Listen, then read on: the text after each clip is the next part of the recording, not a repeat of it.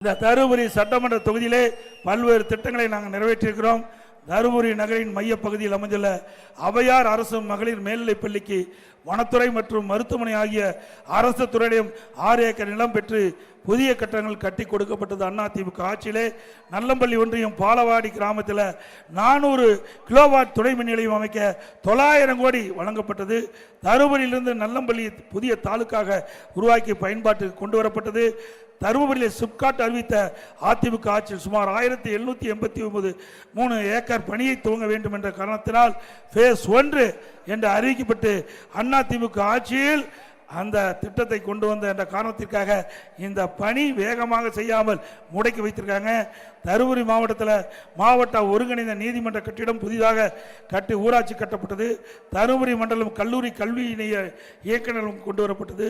தருமபுரி தலையிடமாக கொண்டு புதிய மாசு கட்டுப்பாட்டு அலுவலகம் கொண்டு வரப்பட்டது.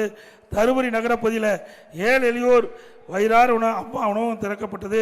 998 கோடி மதிப்பீட்டில் பாலவாடி, லிங்கியம்பட்டி, சோகத்தூர், சோலைக்கோட்டாய் உள்ளிட்ட 4 துணை மின் நிலையங்கள் அமைக்கப்பட்டது. இப்படி பல திட்டங்களை கொண்டு வந்து நிறைவேற்றப்பட்ட அரசு அதிமுக அரசாங்கம் நேரத்தில் தெரிவித்து